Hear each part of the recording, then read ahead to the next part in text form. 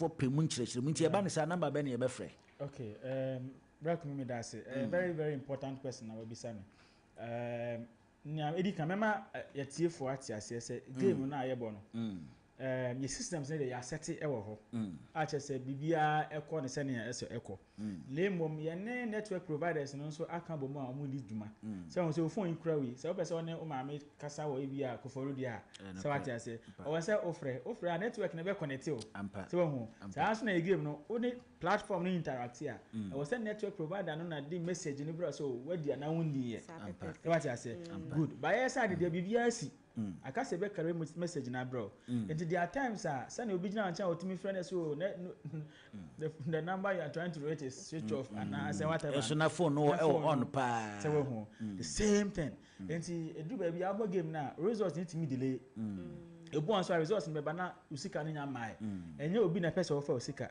And so obi na person chinchim monsa. Lemom network no na ama message na ka wiem.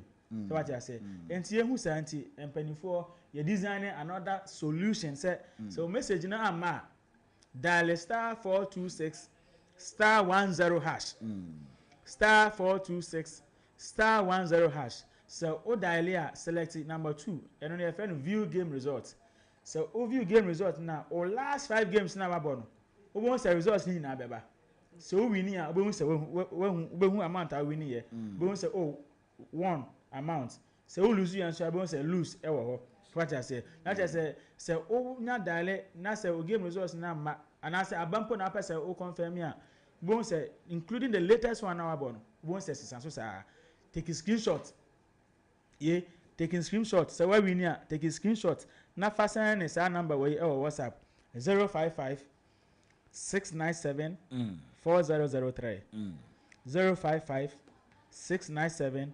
4003 and I say oh enquiry bi I want to ho ase bi and I say oh question bi say wait me send voice note and I wait me send WhatsApp message to 055 697 4003 na fe ye wo mrante ne mabawa mo so e wo standby a omo ejuma ne se o mbehwe se ohun nte ho ase a obetimi resolve issue bi a o nti break mi sanity ye jaw no akoe de na wo ka kire ye tiefo ne ye nuanom a ye ne omo edi sagre yi de na wo ka kire mo break mi ne ameka ne se dabi e be ye ohun amachi dede ai bese o ka tu trim se dabi e be ye na krombe dan so a ene ubotom mega cash lucky box sika no e pudu esenwie mu we eni lotto master and na waka se okoti kakra ma sika pudu a esenwie mu ne ehia ne se wala ke be shan na afi watimi atap into se sika na esenwie no mu bi na mo pese watiefo nya antiase se game no se obo bia na ye ma points o win o one win o ye ma game points points yi no e di juma de bebre na mo ba ko meka ba ko eya ye the special promo e bata ye juma de no ho enti bronya ye be special promo na promo no say na be select winners no week bia be rewarding crofo and na ultimate grand prize na ezika kese am person me boss no eno no game dudu abo no points abe accumulate no eno na be hwe so e de reward o enti be launch something special on max na eno no we de me down me pound to maybe next week and on Friday and no result games now born points now we accumulate no and no na ye be hwe e select ama ya reward some you must special giveaways so to speak enti message on cross e koso abo game no na accumulate more points the more points you accumulate the greater your chances of winning both in the game and in the special giveaways. All right you ya better masese ya to safra mobile Eda masepa eno so na wo ka no si krom be ya da na eno a na ye ampa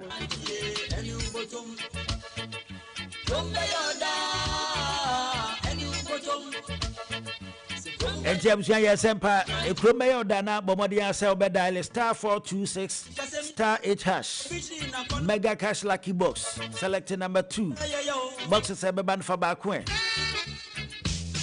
5 Ghana cedis ni akire the more na wo to no the more na udi ni kase the more na usika kwasro no na usika eba na kase hye ne so yada say Max Morning Dew live on Max 89.7 your friend Kumi Kasa yanku anim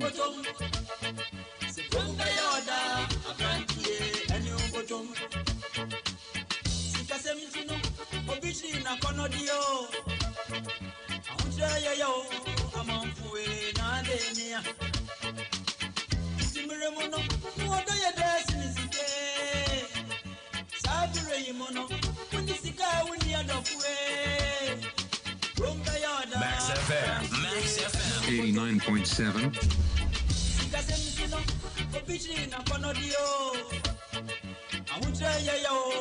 Au, sikasa muntie ne. Eme wasanka ye wade omo. Eme wasanka ne omo ntwikurum. Oma kodi baabi ina ye. All right, I'm saying yankwa hamane so na ye ne Dr. Ifa Ababio. Encheche enkomo. Dr. Edinu Jumadiye wo Nana Pehin Herbal Clinic. Dr. Nopedi mache. Ya media ohineba. Dr. Mjidi pasa hoden ho. Oh, oba de nada room ene ahye nti ye ho ye pa. Ami yenso ihu nyankopon adom ye ho ye pa. Yo. Dr. wa hamai su de na Dr. Ebe boa yen na ya hwe ekwanya ye befa so a ye be manage stomach ulcer ye kire se ya de bone papa udidi a oyam wandidi so abuei udidi abuei. Doctor, near the kind of stomach ulcer, I dear Ben, a quite mention near Befa, you bet me a manager and I say Besano. Yo, Odisha, Medasi, and a pay, Yada Tumfonia coupon see, na Yanfa Quenya, Nayansia, a year mass radio, a year and a pay, or not with tea, Send a dick I can only need the doctor if Fabio, do not feminine a penny. And Sanya and a pay, my program is very interesting. So I was a Kumbaya or da, and go to me. Sa na se we are human answer for millions one video so community nya wode ye ka se also straight to the point ye yare bibinika also ye brofo kasa na ne twi mu no ye ekru bia ewo we yam ana onsuno mu na minia se obenya sa yare ya na ye enema ahodo bebre titru ene ekoso ema no enya saa yebukoi ba ko ene se obi aye fasting na wa breaking one breaking yi eye one ade ba ko etima obi nya ayemkro de to so bie mu nso eye enuro ahodo bi a eno so ano odin a bonika sam no say yeta ka no eye non steroidal anti-inflammatory eye drugs and also utanum na bebre and also etimi koso also na titru pa aye abuo bia your friend H Paroli your friend Alcobata aye Paroli na sabwe aye aboa ne ho odin yi na woye brebre na wonya akwanya ewo yefunu mu a de woye ne se worre aye wonsono no ye wade bi samu aboni be kan lining worre sa de no a na fi wonya kwan na iku abeto ye oyefun bia no ankasa mu eba ne saa insu bia eti eguma efe no ye hydrochloric acid anke bua na digest aduane no na akonya ohaw kese ama oyefun no enu nti se obi nya saa o se ya obo se emane nya ohaw hodo bebre boni beka the symptoms nti eba ne saa obo se kakra na ebu okwa na ekwa de omo dane sene also no first na ye wananka woyam na ye woya anasa wayase ye woya no ene kura de akọ dodo no wo chest obo hunu obi compreni research kakra ya ye no obo se na koma wo se na koma ye ne ya nti so wan hwe ne ya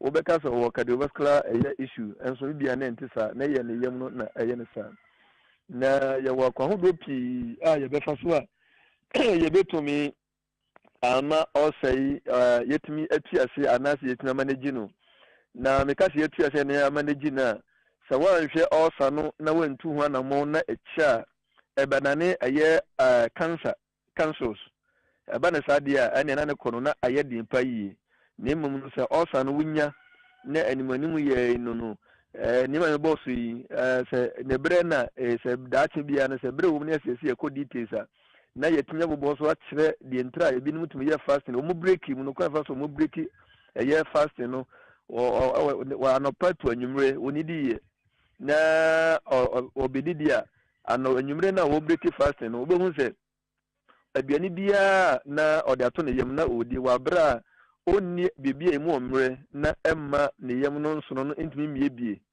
so eba ne saa e do happy etumi bro na aboa no so a ye fe no H parole no a na bo ne din no saa aboa yi so ye wo eno bi o ho a wonum a etumi dwodwo no ebrebre wo ase na mum no se be kuma abo na free ho no ya na eye den ba ase naturopatist anase as a herbal practitioner no me hu say ye wo eye natural medications ahodo bi a wota yusu a ebuo yi pa ama etumi ekume mo no yi emo no etumi free ho so enti ye be hwe sanya obisa ye no ne ye management no ane the solution no ye hwe remedy kakra bi a metumi aka ho asema ye be hwe aduro bi a ye fe na African basil ana scent leaf yade a ebo yi pa ama se nya ulcer na etumi yusu sa haban na etumi bo yi scientific name no ye fe no ewosimum ye gratissimum ye fe no nunum ni titi nyina se nunum enti cabbage so yade a ebo yi pa na honey na ye turmeric so we bi a onya ulcer ensese o ma no efiri wakwan mu na ye nhwe ni yi na ye nyi constipation efiri yakwan mu efise obi a onya ulcer bi a na onya ekuro woni yem no tan bi na ne yem tim ne mo be di nuane a obo ne be ka se be alkaline foods vegetables and fruit sane be ya be ma wo yem ago na ema ekuro no entumi enko na nim bebre ne mo no ebetumi aboa ko ta di nuane a ye ema wo yem tim a etumi ekuro no da bia na emu tre na yeni nuane a ebetumi aboa me yem etumi adaho ndimenia se bia na asembisa fofo bi ho a obetumi abisa yo doc ya bedo ase enchechim na odi amai no emu da ho pa enti ya bedo ase se bibie ni ho a odi twato di amai dia na ya bedo ase no mbre no wadaje yo ene na ni ameka twato nyina ne se yenhwe de die mu ye na osa yare a hani papa na de kan yam se ya na ebrenti no ebia na obi pese ebia o tie sabon komo no kwa chiri na yenya nchechirimu bi ebia na o sa ha na ofre na na Penny Herbal Clinic ye number no ye 0243 430973 0243 430973 ofra am say betimi akoso ane ne asua de kakra na bi obi na otumi nya fa hodie ewo eye na yaresa ewo osemu ane yare ahodo a aka no so nyame hira obi biara yes also wo Nima opposite Ashaman station and a location back on so Kasua New Market Columba Junction behind Happy Angel School no with the obi biara se nyame hira obi biara na adwumayfo nyina nyame hira mu nyina Dr. Ifa Ababio yada sesa no pay Max FM ye fra waje so yada se ombre no wadaje yada se so nyame hira mu nyina yes yada se pa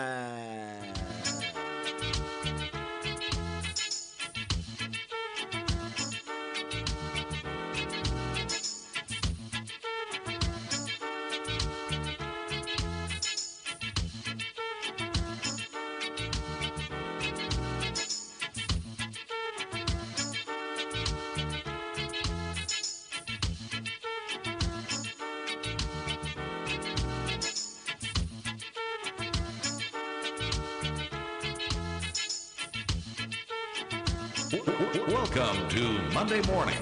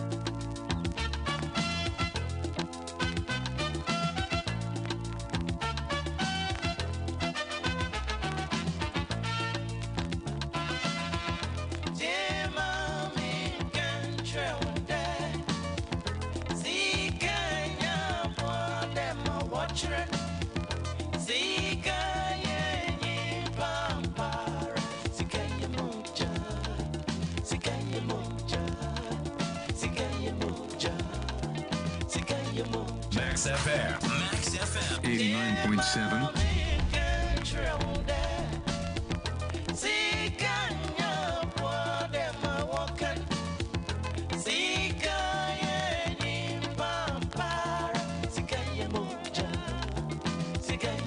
Aye no kre. Sika ye moja. Menene nyadwene. Sika ye moja. Sika nye moja na sika ye. Menene nyadwene. Enti esi a wo susi se sika ye den. Obi akọ hospital ma ye de yakase ohia moja ma ye de sika esi ne so da. Na enye sika na edi to moja no. Enye sika na edi to moja no. Sika ni ho a wundidi. Sika ni ho a wonfoka no obetena ha. Sika ni ho a wo de ja no man ntra ho no keka ni sika nye moja. Bia sika. Sika nye moja. Sika nye moja. Yo. Eye moja mpa. Yo, abusuafo yankwa na yemfa novella update na nto aso emfa ma yewie na fe yabawrem People's Parliament na ye de yenjumadi na to aso. Abusuafo ye mama kwa be. Ye je wo so kumi kasa. Anopa ese mo ho ye. Ye ho ye. Na se dia me be waji ada akonya mu dia asa dia won pese obebe mic no mpo. Enti na chese eja mo amahye mase dada se ye bre no sua. Enti ye monitor tewu e. And then na chese the half sisters enwamu na ye wo. Na the half sisters no chese de bia ye ka se eto de bia na chese wonya asem na bia wangasa wonfom soa na ye de wakwakoto prison Uda supampedia and you're not a say, Wusuban panel. A beboama, you'll be vindicated. Just say to me, who said Benji, and if you are a COO, Benji, I be a COO. Not say, you did not for one in Nana, or with Chuma Poka Crakai, and only you did not one. Benji and Kawako live imprisonment. Say what to Mona, Nanso. Nyame adumti ne subampa wokode dinti live imprisonment ni ye yinepie ama why victorious and he is now a COO and only the half sisters the half sisters enu nkwamu asem ne ye ka eno mo pene bone ni nso na yetu omo no de so e kwamu ne yetu omo Alfred yetu Alfred na yama ne wo de na ma ne wo de say adwembone na ase ne ma adwemboni asa afa masa ma wo yira na nyefiri akrapo no mo treat no obi a wabo no wabo obosia akrapo wutumi ya nipa no anyhow enti dia wabo ne bosia na won tua ka no nipa na ba no mo sisa ne o ma bia free restaurant ho obi a wo de ne ka wutumi ka tere so onkonkwo we kanzo ane onkonkwo we kanzo enti efiri no na trese ono so no na wieye e na aba no obi be se ye Sunday no me guest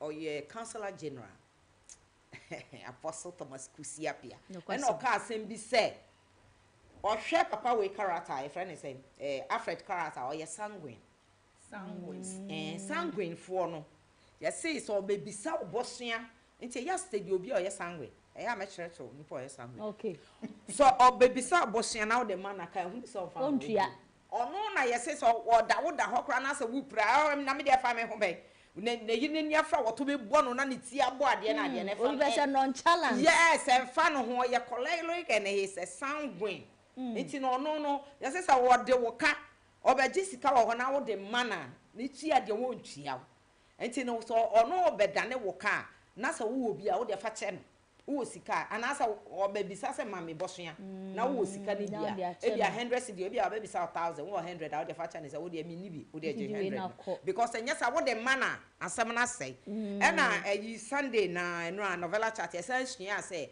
mame no a eye Rina aha ono so no yese oye melancholy yese melancholy for mana omo die onko nja ne ba hoda de tie bi obetena because of ne man munti won konja wonda nti na chese Rena because of ne man nti ono no tia wade na se ya bono ye pesi ye kun nyina mo se otebo be ma woni ne tie wo se me pese me hunu ade be ma isi da bi ade na obe hunu ade nso akole obe ye hunu ade ode be boa wankasa wo wo si da bi Ena ayi petrol fa bi so so. Akwala na school mu ho. Ene ne ma no. Na sisi anu tin say Diana ne Ashley no. Sim bi aye hwe ya say Ashley akopie mu Diana ne namfofo tim so omo jeje bone so omo krokro no omo chi odo omo hwe say wan ne wo ye me nyonko ampa. Otim so hwe no say ye ne yesa ne so no nyonko no say so omo ye no nyonko no omo na kotwa video ahye say ye yi omo nya me free restaurant hono e na omo ade abeto internet no say ye nsre no Therefore tintan ono ane namfofo we fake life na wa live wa we twa say ye mfa beto nti omo de beto no ono ane me say no onim say ye ne best friends no e na ye nisa so no be hu say no minya Diana yi ono kwa onche da ye bibia papa obi asa nso ne namfofo omo do no omo che no do ene kwa na me nkwa me namfofo ekoba ye say ja so the super scan ne ne die kire ne ye de mama na fi do obi a wo school mo osre ne say oye hienyi na ne papa kra ya je ne yi o meja pade ekita o restaurant na abo almost say go bi ka boss ka say na next semester they just ko kanini aba no 9th school mo we say say yeah I we day student enti anwumre ya hwe animu wo dem oh yes enwumre die nyame ya adom can't buy me love ya sound so mama to us will have sisters no they say so munyi no mo nhwe sa ne say nyame ya adom a Friday watch ni ye bebisa nti hwe na wan ko hwe na ye bebisa afi na obi ono ahye da akate call ko so nim say ja ye bi question ni refi nti dia ye die is o akate call nti no mo nhwa na Friday nyame ya adom a omo nhwe say watch ni na beba so live okay so yeah you be say ne ba sensation and then the back actually you hear your times in any repeat times any programs and around it your times so we live fake life be very careful because it will bounce back against you now we want your happen then your times and once I see the brothers that's from 5 to 7 p.m. what I want share no me patcho share ye biom and from 7 to 8 the half sisters and then from 8 to 9 is the wildflower and then 9 to 10 can't buy me love and then the omni buses are on Saturdays 6:30 to till and then on Sunday to 6:30 p.m. till but on Sunday in the morning is from 10 p.m. to 12:30 the 10 a.m.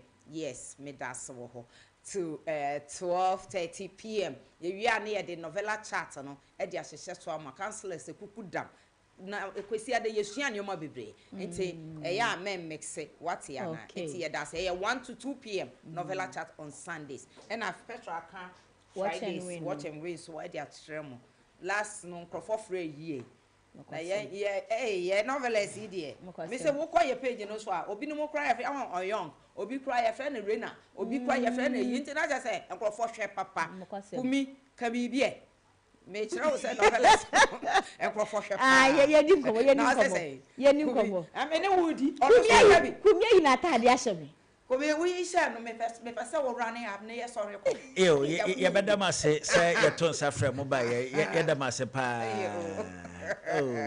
Yes ye da ase. Yo. No. Yeah, what that someone market. How would I do? Hey, let's say Akofa, yana fama no ko.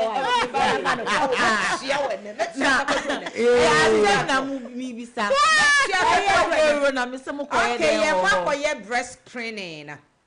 So that you know the status of your breast. What's it? Yeah, next time, Miss Best at if me ban so me or the Nisabeko de Chicago. It's your bear breast screen. I will dance someone market. Your morning show. Any okay. For your information, I should have been Kobe. Why am I here?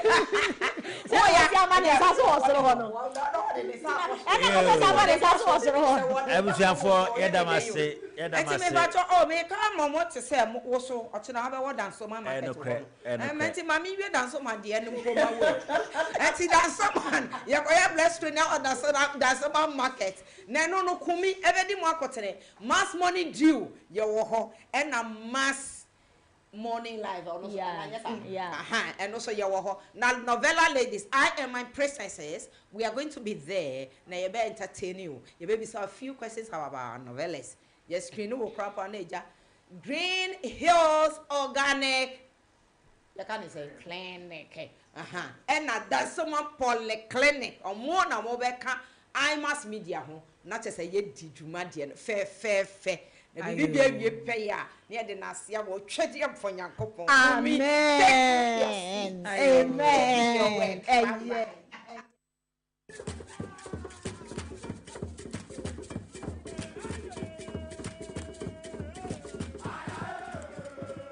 This Saturday and every Saturday on Max 89.7 FM. Connect with your school. Which school has produced the brightest mind? What is your school renowned for? Find out as high schools and colleges go head to head, vying for bragging rights and glory. Don't miss this chance to witness history in the making. Join us for an unforgettable morning of spirited debate and fierce competition.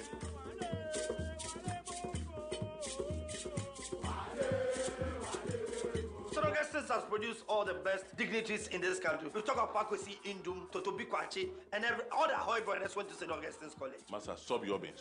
Central region. If we say for Obako School, they say for Kumasi High School. No, have you heard of Agri Memorial? Oh, Agri That's the best school. Very best school. The Kumasi Diaka school, sir. I have 2 schools, I have Prempeh Opogua. Kofo went to which school? He went to Prempeh.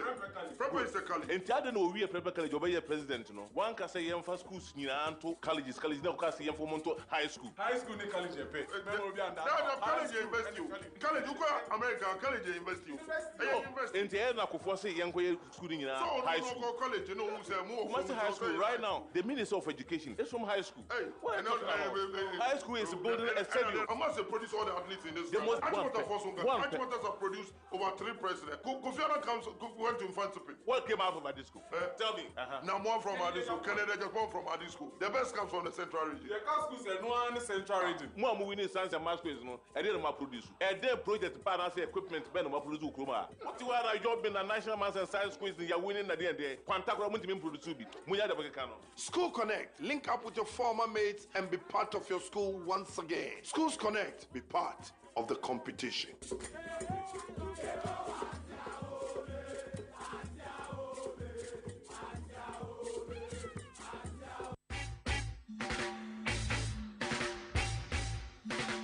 What a guan, me conscious brethren. Your favorite roots rock reggae tunes with inspirational vibes. Reggae Max on Max 89.7 with DJ NY comes your way every week, Mondays to Fridays, 12 noon on Max 89.7 FM. Reggae Max, feel the natural mystic flow in the airwaves right into your VAs. What? Nobody can stop reggae.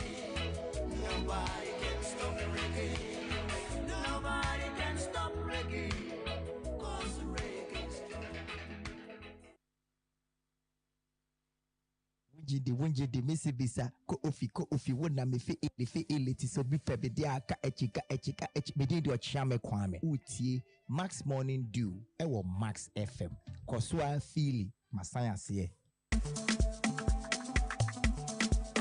Welcome to Monday Morning.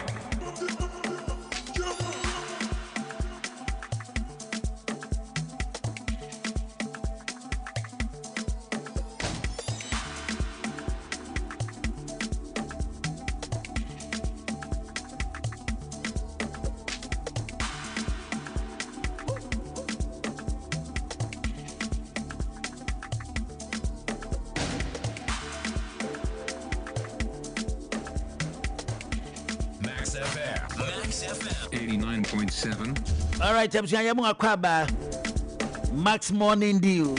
Yeah, quite any man chana ya de ye jumadi no abanawie ye. Ofa ya du ya tunidi People's Parliament emrason ye ba bedin komo. Ye ba bedin komo e de afa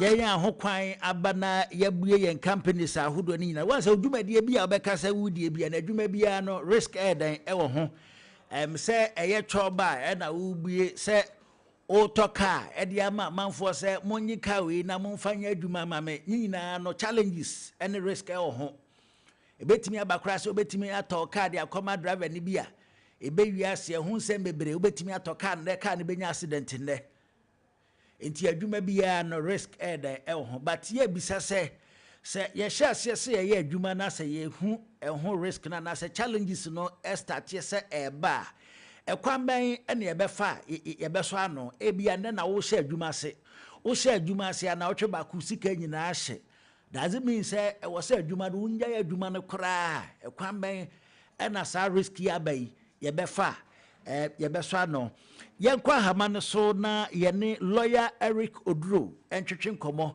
na nkɔmmɔ yi ɔma yɛn emu ɛnkyerɛkyerɛm lawyer no pɛ deɛ yɛmo akye ɛde ba Max FM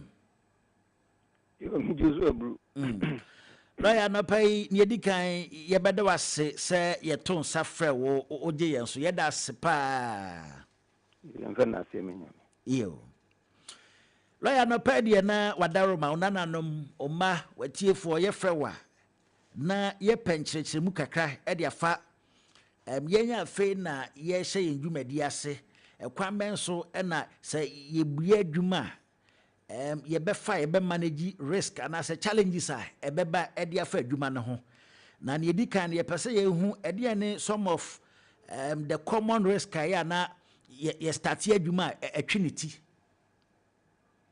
yo yɛde nkyia kɛseɛ bɛma ahwɛfoɔ ɛnɛ anɔpɛ yi sɛ ɛba yɛka risk ɛyɛ adeɛ a risk is something that will prevent your success nti risk yɛ ade bi a ɛyɛ akwansideɛ sɛ wopɛ sɛ wokɔ nkan nti ɛsɛ wohu saa risk no anaasɛ akwansideɛ korɔ no na watumi atu so sa sɛ ɔma ɔmahyɛ enyuma se especially SMEs small and medium sized enterprises no ayɛ ɔmo face a lot of challenges ɔmo kɔ how bebree mu na ne nyinaa no bɛgyina sɛnea wohyɛ adwuma no ase plan nhyehyɛ a wode too hɔ no obi wɔ hɔ a ohu sɛ wei yɛ adwuma wei sei ne sika wom na wode nti akɔ akɔwura mu akɔbɔ bɛsi anaasɛ ne sika puduo bi ɛda hɔ no na wode akɔ akɔwura mu yɛnyɛ ne saa nti books na wopɛ sɛ ɔtɔn a books no sɛ wokɔ ɛfɛ ne sɛn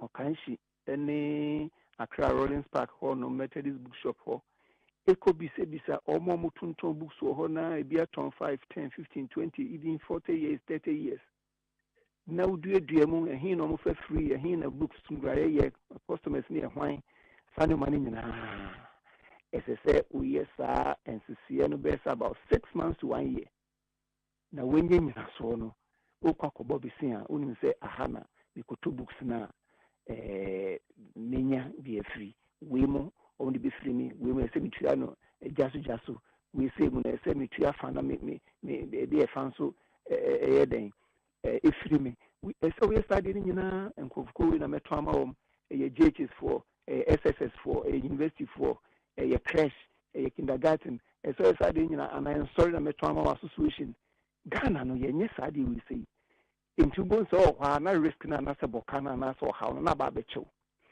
na yɛka risk na yɛwɔ several types of risk your financial risk your market risk your economic risk te sɛ ɔhaw no yɛ bebree na yɛde bɛbɔ afa financial risk no na yɛde awura dwumadie no ankasa no wo sɛ biribiara no sika ana ɛdi mu tentema paa apart from idea no a wanya no saa nsusuo no a wanya wɔ tirim sɛ ɔpɛ sɛ woyɛ saa de wei sei no deɛ ɛtɔ so mmienu ɛyɛ the source of funding ɛno nso na ho asɛm ka na ɛka na paa wokɔ akɔgye afiri bank anaa waa wo sika anaasɛ wowɔ fa bi anaasɛ obi koraa bɛtumi de afiriw obi de nneɛma afiriw a it's a source of funding ɛsɛ wososo saa nneɛma wei sei no nyinaa especially sɛ wokɔ akɔgye wɔ bank a banks bi wɔ hɔ a ɔno no ɔmfa ne loan anaasɛ ɔmfa ne sika nyɛ dɛn ɛma wo because woyɛ startup afei na wohyɛ aseɛ wo nyinaa wo naa so nti osusu sɛ sika no koraa de ma wa ɛbɛhye because one akɔtɔ ama no nipa he na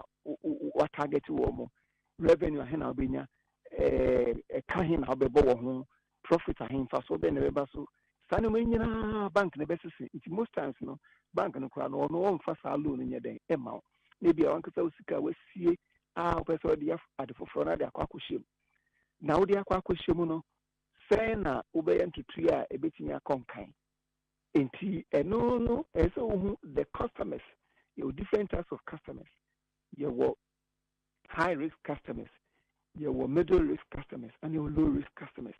So who say no money na him for na me ton de ma wo mo a menya so mfa so asem de firi wo mo kura mpa wo be ba betua meka because we firi wo no betua wo ka e ma wo cash flow no e gina brane ene nkrofo kro so mekwa koto firi wo mo honom e bi de be firi me ana metua ne jaso ene ye friend working capital management e firi ho a profit na be ba no ana so oni so ade hu no e ye profit nko na wo hwehwe ana so e growth wo pese adwuma no enyini ana expansion o pese adwuma no mutre ana mpo se e serving the necessary customer base enkrofo o pese u so no ma o ma na se o de uton no ma no ma o mo no susu amba se o mu hia sa de no e ma se adwuma na se 5 10 15 20 100 years a sa customer for no betia so sa de no mu a ko peme wiye ye sa de no enti adwuma no be no fon sa otimi ton no onya iska kakra ko sidan ya so ayeyi onye sika kakra de hwe ne ma so ayeyi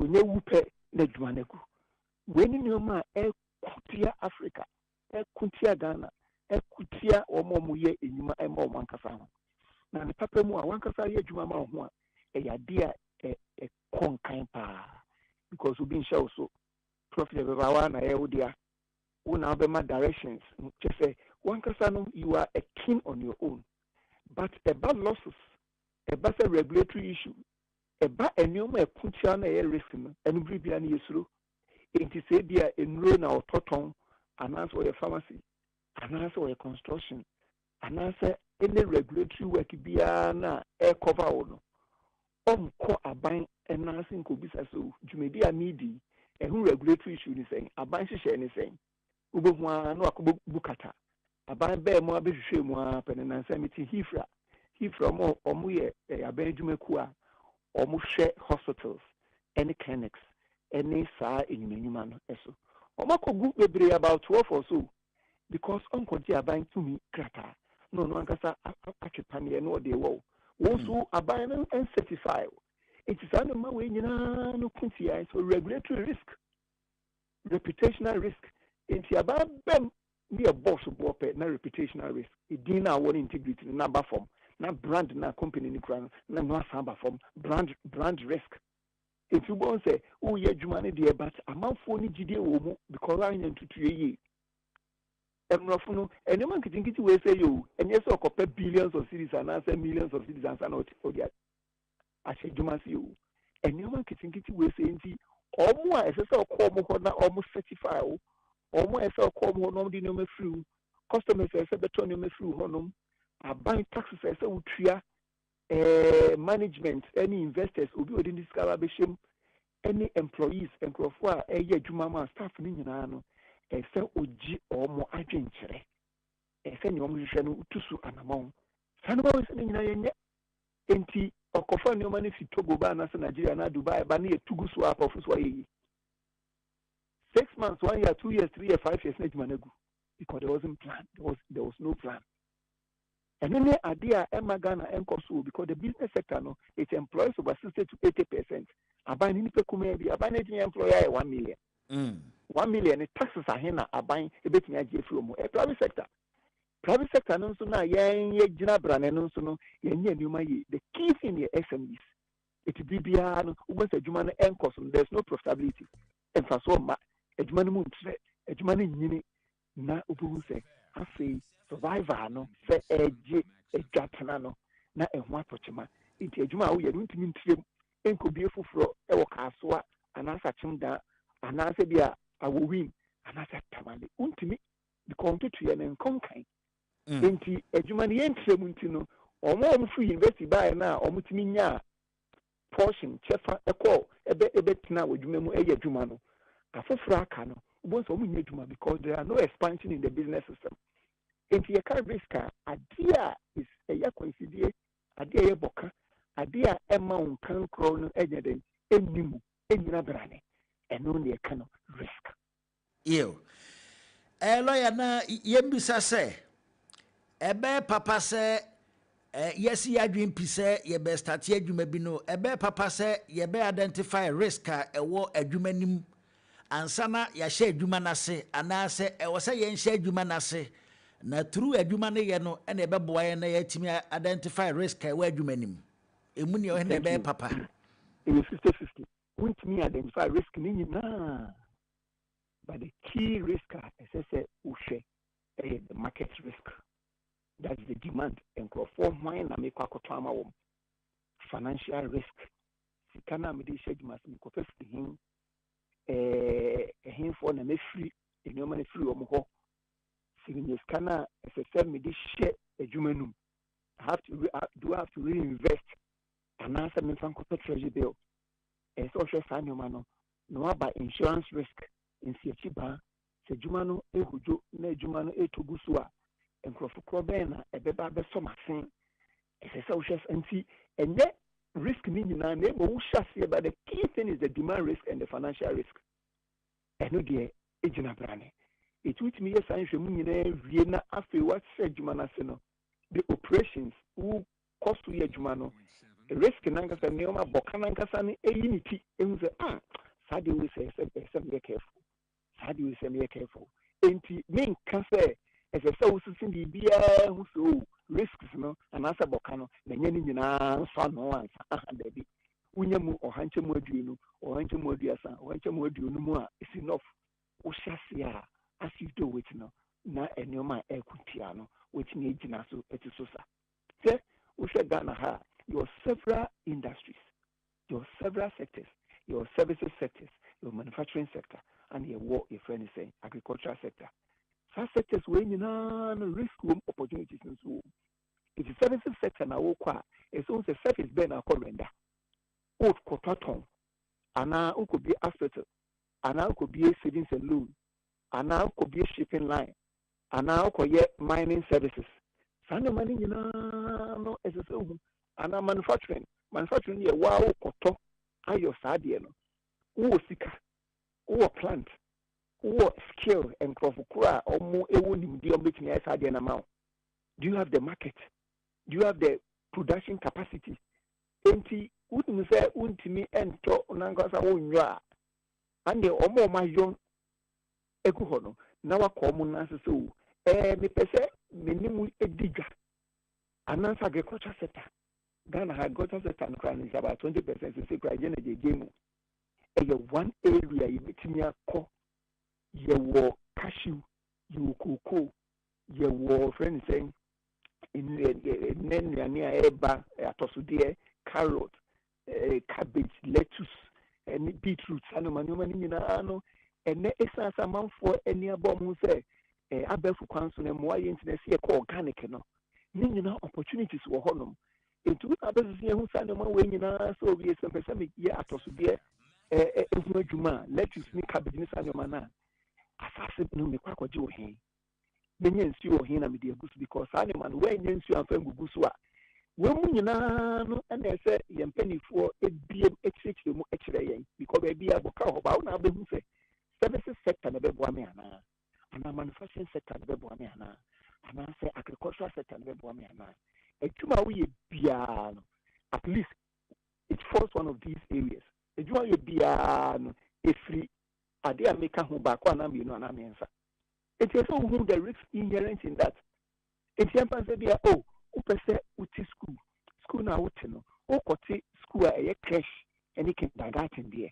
Uno risk a womb and quade do beba a be a mre as I said a bicrano intimate diplomat manusus or controleta. Can you manage those things? And yes, will be na when you are brenna, oh yes, can choose super so ye be. And answer me JHS no now we do have the competence. What could school kakra, ubet media support to managerial aspect no. Teacher for Ben a babet idea. Plan Ben idea to her say, see a co BC examination now. I saw to me about 80 to 90%. And she said Ben why and as SS school now person will be and as a tertiary. I saw in Santos we say na your uncle as animal was saying in but a bit slow, they are risk averse. A be a risk neutral on them fan, a be a risk takers. Risk takers means you a credit because fiscal him, a miena and ya. Enti SSA and near buying on Sunya and Oba. Now, all man, no man wishes show no risk averse, no. Ye town hall discussions, yes, this is assembly discussions, yeah, radio discussions, yeah, TV discussions, yeah, almost say, and you want to show me no bet me, yeah. Now when can papa more or district assembly where a ban was the pudu is sumo, Emma some purpose or back outer. So the whole 6 months, you know, we are youngster from 18 to 40 years now, this will be a Juma promotion. See a bohun de Ramano about Honka into your private TV stations, your private radio stations, your GTV. Now, bank I say, answer now, Ode sa propose and Bebano, no call register general, call register regulatory a bank to train your no production plan or marketing plan, or service plan.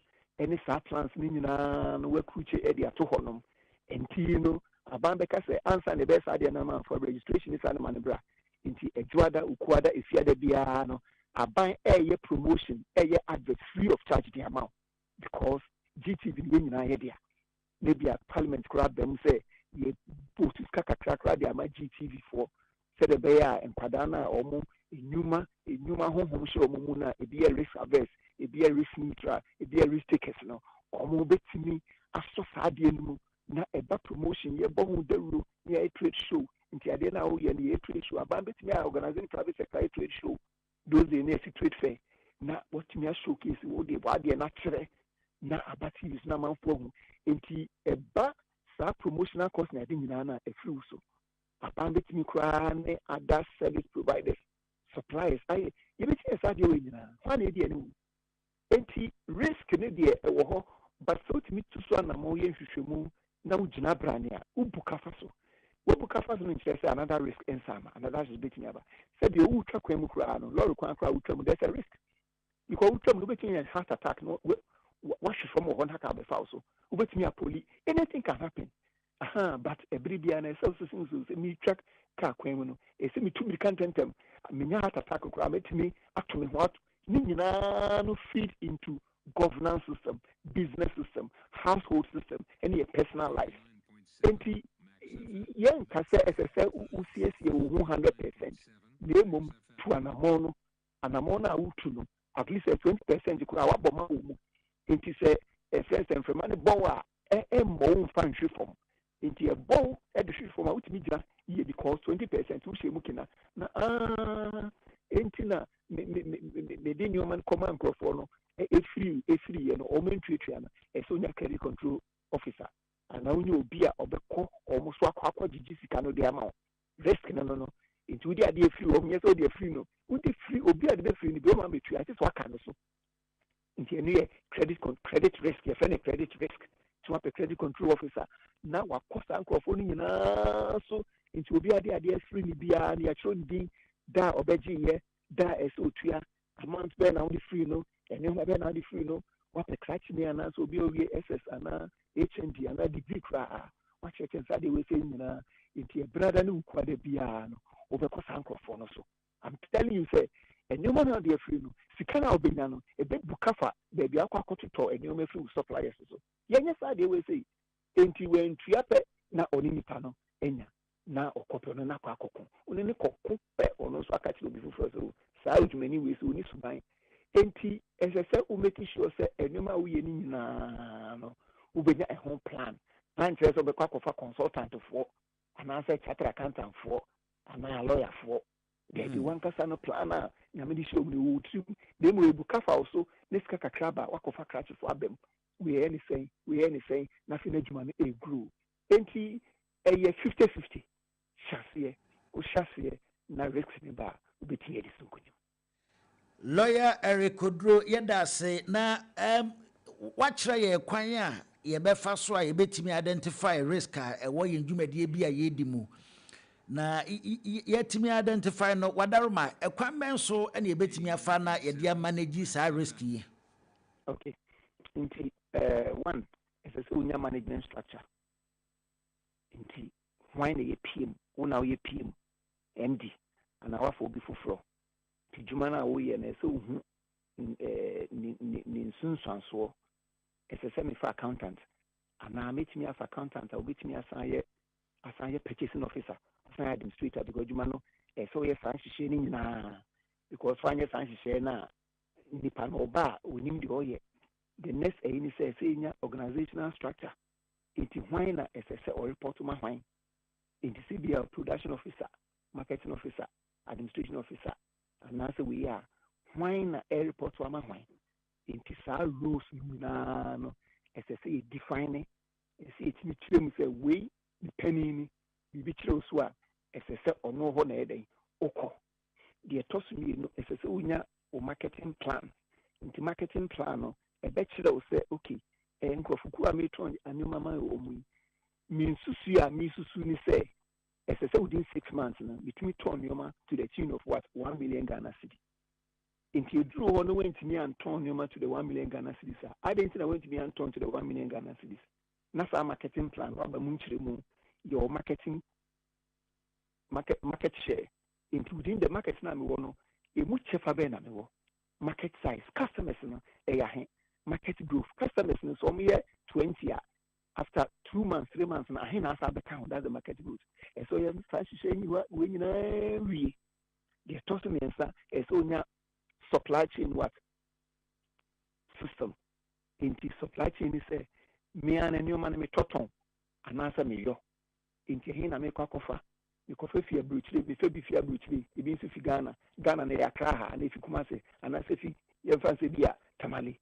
And so yes, I know money in a bar, Quaben, a befa, Carben, a befa, and a befa train, a basica, ahin, a debitria, a trace it animal more, a best say a toy, a binion for so, a big a new money bar, a hin is a storage system, one a bed on security, insurance, a jasina, as well as you always say in a hand.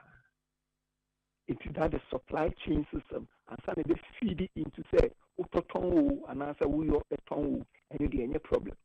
Inti, the Utotonga, a Bibiano, a no man Sakura, and Sana man for Bubisana, Wako Pibiaba, and answer the Besano, now Wako credit, a good said they are customer by Bibiano, over several. Where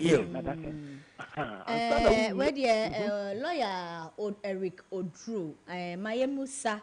Said ya wo kan ya emu risk ne ade obi wo ho no mu a afei na or set up business bi ana institution bi or ya fresher ana say afei na or start or starter e ba sa nipa no ya or start business ana or put up business no department saying na on function business ni mu na labor force dodo saying na on function business na say ansa na business na timi adimu.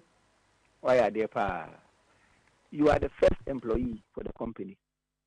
And you may be one kasa ubetimi ashase wabrakra unhaya na sa unfa ubia. Into one kasa we PM UMD. One kasa skanu na ojiji. One kasa anyone na okoto. And I don't know if unya ensinie ujina brane. Because obi wo ha scan ba penu edi obi wo ha onima ne kufri no kwa kwajije onkojije na emum se wo hyase na enema maka ho ase utimi hyemu kena ubo se afere na adwuma no enyini kakra enti untimi nkototo neoma untimi ntina office nyantutuye untimi enkojije ska untimi enko yo ade na wo ye no afere na akire wo se baby a utosin no ane ma mempe obi ane na okay ma mempe administrator. In the administrator now, Befano, Waka, so work administrator, Ubesa, this canon account because you man, it depends. Say, company be if you have reached by the almost by the count millions, in only they can get a setup. By the to Ghana, who said the bear, ye bet the best one Kualana or more talent, no mutiny. The first employee is yourself. The second one is the nature of the job. No, A be books now beton, A be a person kusi. Ebi apeso cotton bag. Ebi adibia peso ebia no. The nature ni su eni ne ban wunim eni ni ntremu. Enti ebi wonso a wa ho si ho. Enti uhyase a obeka se o apart from me no mehia nipa mienu ansa. De obejijiska aye akonta aye administration de amame. De obeko out marketer akwakope business ne de aba. Eno ni gina wo so. Enti de okọ business now, but in the marketers, no, and answer the marketing department. You can take a big marketing department to offer SS Nikra or a marketing department now, because on one can creative department or report to a man, report now or a department. ɛsɛ wotumi ka no nso sɛ ɛhefa na sɛ mesoma no sɛ ɔnkɔyɛ marketing na ɔkɔ ɛna marketing nso no sɛ woyɛ a you have to cope within one particular area and the ministries are ebia na ɔtwe ne nyinaa no ministries wa na abɛbɔ saa na ɛyɛ no na wei deɛ obi wɔ hɔ a ghana nkwalaa ne youngsters no ɔmo pɛ marketing ɛhɔ nso na sika no wɔ wasoma no sika na wode ama no sɛ transport na akɔtena trɔbas no ɔwe ɛyɛ frɛ no sɛ mfufuo ɛsɛ sɛ woka no so na woma ne krataa ɛhe na wokɔɔyɛ phone numbers a wobɛpeke ɔde baeɛ a pɛ na wo nso woati so wafrɛ nkurɔfoɔ nso mesoma a me marketing officer no Ghana no but Ghana businessmen ɔnyɛ na wagye agya amhyɛ nti nipa no anyɛ no wayi na di no akɔfa foforɔ afei no wagye din bɔne nti wobɛtumi ahyɛseɛ wankasa yourself anaa wode nipa baako bɛka ho anaa mmienu na mmom wakɔ out na business no aba amanfoɔ nyɛ werɛhyɛmu na yɛtɔ na income no revenue no kɔ soro no na afei wobɛhu sɛ no ati sɛ ɛkɔ kasoa ɛsɛ ɛkɔ nugua ɛsɛ ɛkɔ dansoman ɛsɛ ɛkɔ kumase ɛsɛ ɛkɔ fodua na afei na emu trɛ no then you can employ more people. The technical thing is that you are the first employee for your company. Obiara ntumi manage more than yourself. Na emu ofu sɛ wowɔ agyapadeɛ anaasɛ wo sika wahyehyɛ de ato hɔ a wobɛtumi afa nipa baako mmienu a bosome so a ma menka ha nso mostly no SMEs no bosome so a na akatua no ayɛ basaa ɛduɔ ha a mɛma 1,000 Ghana cedis na ɔma 400 cedis na ɔma 300 cedis bosome bɛso no na 300 akɛm na womɛtua 1,000 Ghana no ɛbɔ adwuma fam papapapapapa sɛ no sɛ wotua no 1,000 Ghana cedis na afo sɛ wobɛtumi ama no yɛmfa nsɛ bia 700 Ghana cedis a make sure sɛ by 25-26 no because akatua Africa ha na especially Ghana no akatua one reason I'm for the adwuma yeah akatua the key thing adibia na bia na nyɛ ne fɛ sin akatua na mu akatua na ekuma bi na bosu no bɛso ne atua ne ka dedaada ne senate yakotua ne tax yakotua uma no afɛ small transport allowance bi and also one bia Mr. Bekun ho ama and only one aspect one day a better salary administration was it's winning your ma and say utimi it is one more your lawyer we dia ma mefa baako enka ho said the agya na wo ka eye sika ne rex ho asem a eba besi say labor force ni ade obi wo ho no mo a o hye adwuma se or plans ni woni team but ontimi implement ye say e bia 10,000 Ghana no person dey start here onyanya adwuma ni bida eye se nipa ne de 10,000 Ghana ne be start and na say onti ni sika no so na ohwe na se biri ko nanimu a wo de 5,000 aka ho ana so onfa ni nyina nhase it depend what the person here okay you fancy be person ko techima ekoto gari ekoto bayre ni beans ni sanama ebeton wakra ebi wa target 10,000 bit me ato ebi olunka si so we net 10,000 na onya 6,000 Ghana cedis still how bit me akọ into loan can for 10 and now bit me akoto 6 and 5 to start with so na ye no on say Ghana no we are so verbose ye mpedwuma but ye pe akesesem ana me hu Ghana for oh yes akesesem ye de wo ho yes akesesem ye then ye kasa ba de adwuma hye nsan so anu afa no because at the end say you must start from somewhere you see Europe especially Asia ono de say ohun opportunity do aha ne salary a odi ehwe kura no otimi bomu mi no e de hye adwuma se nti wo ye adwuma no no on side worker oye Ghana for person bibia ye pepe penny abegina TV so ne kasa gbagbagbagbagbagbagbagba money shows akese encourage nti wo kota chima ho na ye ma gari kakra ye ma beans kakra ye ma bayre kakra na to di faka ka no wetimi atua sa 6,000 na 6,000 wetimi atua mu bi ne bi aka na kakra nso aka ho se de be ya customers na beba no udi free wo mu a na onyantua ya sela no benye sika that's how we do it yen cafe tintina is up 10,000 and krampo no ebu onpo krampo na scanner sun bebre kra esan so ni expertise no ni experience ntino udi ko shema na gu ebegu because we need charisma the competence and the skill to manage that we need charisma competence and the expertise to do that fairness me nua bema we dey yembie phone lines ni ntu na se obi wa se bisa na adwenkyere bi a onfa nto lawyer nim na chese yenkoye nim yo enti doc lawyer we dey wadaro ma obema isima ba ko na wo dey agina so na yembie phone lines ne ma abusuafo asem bisa bi wo ho na omonfa ma wadaro ma 0550055522 0550055522 0550055522 inti lawyer ewa hamane so inti wasebisa bia no obetimi aba na wabisa lawyer na lawyer ayiwa no yo inti lawyer aba ni say no afutuo ben na wode ma yabusuafo atiefo ya ye pese ye start ye small business bi or ye small corner the big kind if we be ask any attitude, skill and knowledge inti attitude ni ye ni usuban skill any insan we human ni die sunko awo knowledge ni school awako e bia o ye GHS SS, Poly, University, Masters, whatever. Now, knowledge media, I am here because geography at university, a raw knowledge. Physics at university, a raw knowledge. Accounting university, a raw knowledge.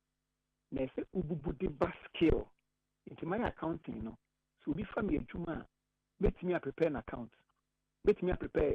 Omo mudi omo ejumani di omo creditor schedule almost to free or debtor schedule make me prepare tax schedule make me amano nimdia ebetua taxes kumebi kano mani nyina ehu nya nti no skill no nti skill no benya ebi abedi obi na ase another kwakusion baby another si obuku aha no wenya sa skill no the ebitwam attitude aha nipa bebre ni misuban into a businessman now knowledge and skills now the attitude you man enkoso greedy to wobble because subane ni say one senior uni kasa senior uni o suppliers ekasa senior uni o customers ekasa say a buying tax officers pra bana untu ya senior no be kasa na wa choleta komo omu na onu omu nku subane say ejuma na wo ye no staff, no, how do you treat them?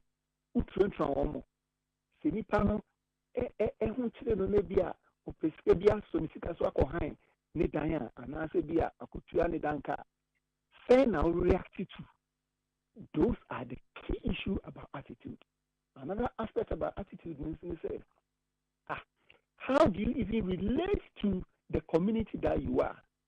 Baby, I will turn your man, baby, a human war, we busuan for, ma. Attractive for almost a bed wow.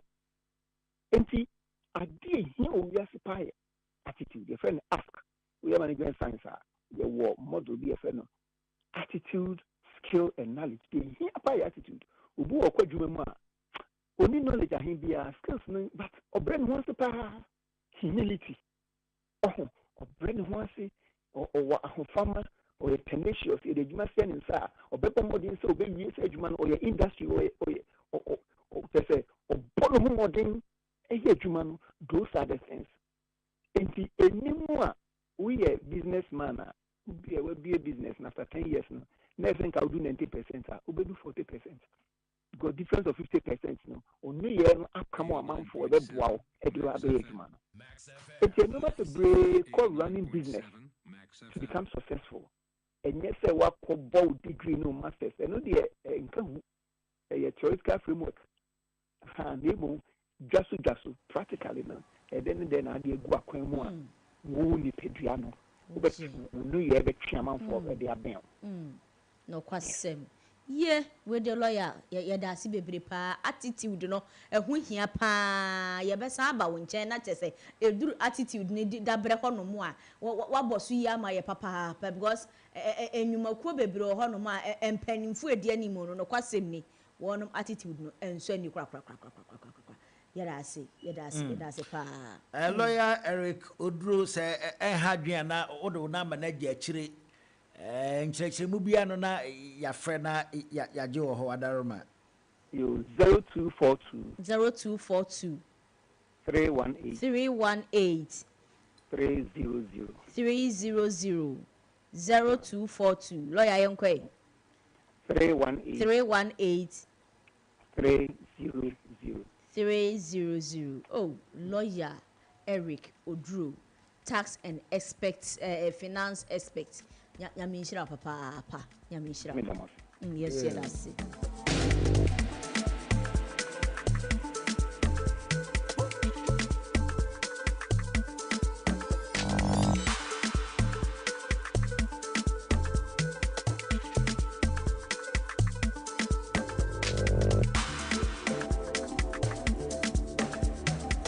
Enti yene lawyer Eric Odru na atwetwe komo no lawyer aboa yen ekwan a yebefa so a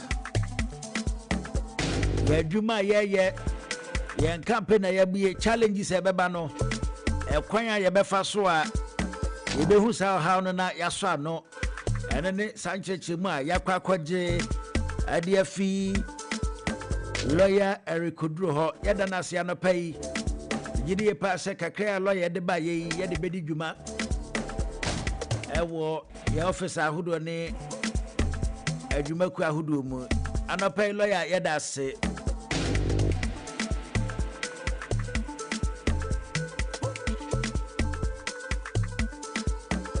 Amsian chena ye sorry so Max Morning Dew anopa no nsia ne ye hya ase anopa no nsia ne ye hya ase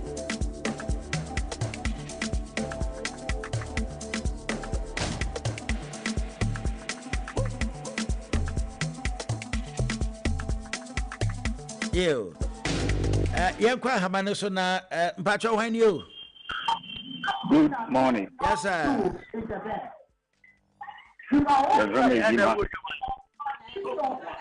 The Cathedral SCC. Yo. Ima yankwa. Yanti wa se misa no. Makasapi. I have good question pa na mbobisa. And the press Ghana for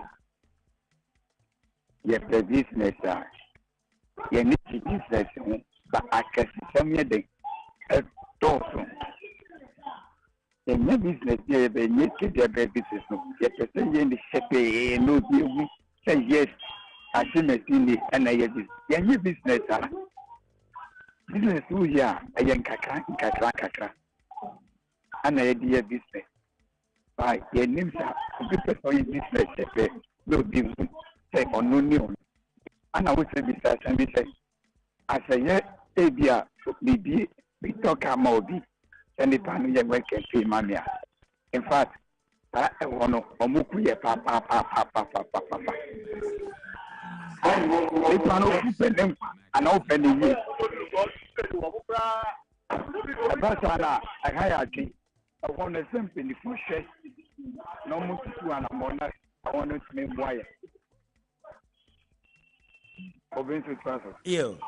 Yada se pa yada se uni abema so edibi abeka the lawyer kan no enti ne kwan so a yo akoso na ya so so no bi ankofie nkodi ne maame no kwasem ne maame de na sa asema me ken na ne maame na wagina ho ne maame de na so no asoma no me yada so wa no wosu obi ankofie nkodi ne maame na wapose nti ne maame de mampose ona wo so ma no to aso e ti yenye no ya pon de obi ankofie nkodi ne yere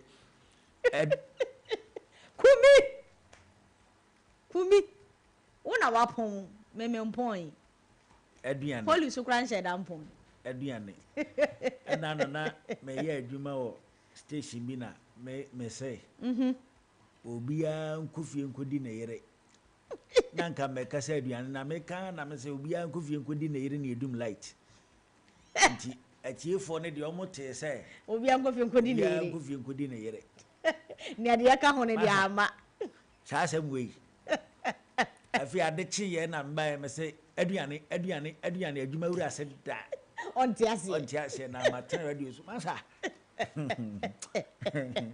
ba say hade o man light kumi ahade say nti fa so na ye nko obi ankofie nkodi ne yere O chede. Ediane. Yo. Akoso achia busuafo bi na. Okay, Gumi. Mechia etiefo nyina wo mo hwe ye free YouTube. Baby bia utie ye free ye chia wo. Ncha kese nkoma Great Banasco.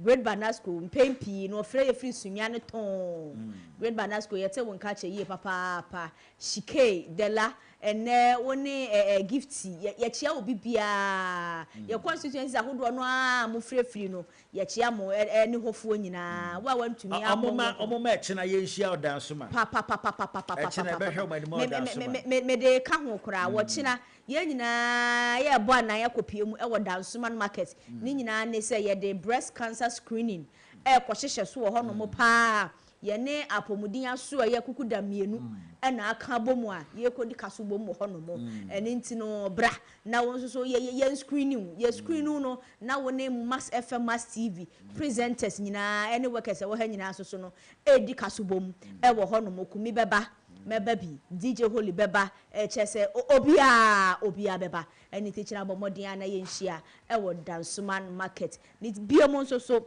mechia eyemia me papa Apostle Solomon Amede eni redeem asafo manyina Mama Mary mechia ye papa eni teaching de ampaye a ebedwa e wo Dansoman market na my moment ase say first 20 eni pa edi kan e beba ho 20 no ye mo ma chede kese pa dia kofie bomodin se obeba ntem se beba ni pa 20 beba no obeka ho bi sa pepe nya wa chede na fa kofie sa pepe echena mayenhia e wo Dansoman market Absia yan fast da mass buy omoboan sika fa mu ma na no pa ye de Max Morning di ujumade no ebre o se bomodin bra buy 2 for less promotion e koso enti bomodi ase odo ho abagim na yemfa seda edi ho ma mega cash lucky box anu ane se obefa phone wa dial *426 *8 hash no asende emfa ho ne network bi a wo so select number 2 Max FM boxes e beba nfa bi na fe 5 Ghana cedis ni a kire fato so adwuma koya daroma omoboa yen ma ye de Max Morning di ujumadi ebro na yemfa seda no bi nso e ma must buy oma kofa ba Philips Essence 20 bomodi aso benya bi yesanso wo Philips Essence 10 enti bomodi a babia must buy yen showroom obi a no borua ho na kwaji bi omoboan sika fa mu ma ye de Max Morning di webra wonso a ode bra ni adaje eti edwumade ye da se na aseda no bi nso enko production team Kumi Kasa Abena Greeno Abena Mozino Asewuni Abena Mozino Kumi Abena Mozino ene Monday na ono otia na ode me kusi no na me so ndem ase na Abena Greeno ba ko a enti ye nua ba Abena Mozino ba bia obi na no pay Max Morning Dew team ni nyina no ye chia ye gidi ye pass na pay bibia boko na ebi so enkoma Kusua Greeno Alexa and International Holy DJ Holy and a producer Mr. Obobi yada mu nyina se yeho Nyankopon ya adom a ekina ma yenhia e wo Dansoman market ye frame Kumi Kasa yo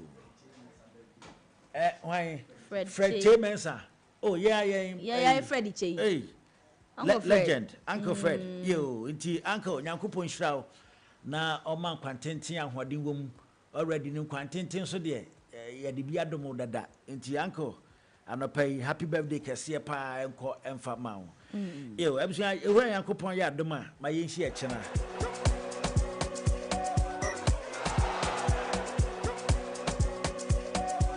Max FM 89.7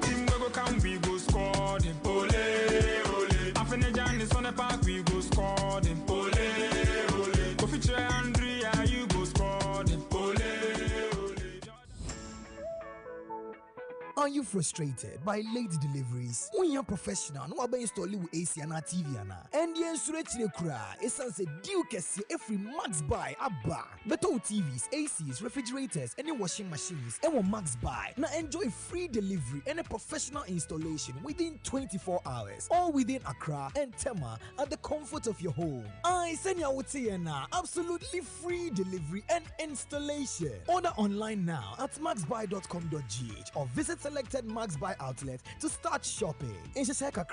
For more details, call us on 054 401 9552.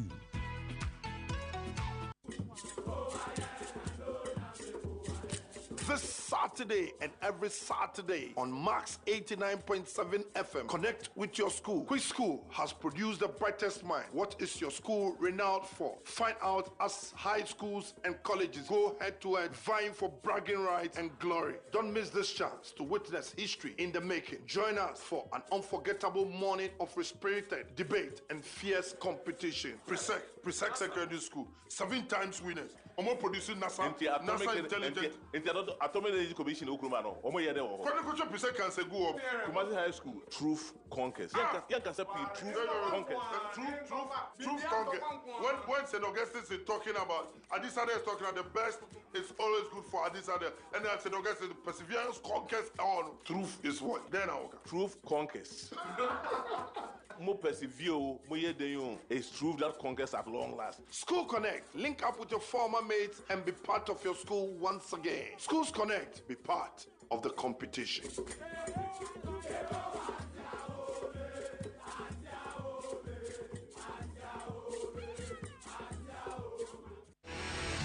Ebusua for open marble stones papa e dia ma ofie wo dwumam and our project bia wo ye and for any nchebe bia Ericos marble stone ya watakwa efuanta na se uberi kwa enye stones in kwani eton ya deliver class durability and a style a free supplying to professional lane and afimpo installation of marble stone Ghana ha ya ni obia emomushem afese so open bulk delivery ya serve wo Ghana fana nyinara and afimpo amaye ben Ghana and intibra na oni emedi juma a clean professional packaging marbles no subeba na e perfect condition and inti ubenya de papa ade na okode obia ekopebi frame and it was 054-601-4001 and I say 054-833-2849. Ericos Marble Stone, strong, stylish and beautifully laid just for you. Remember, terms and conditions apply. Papa no, papa no.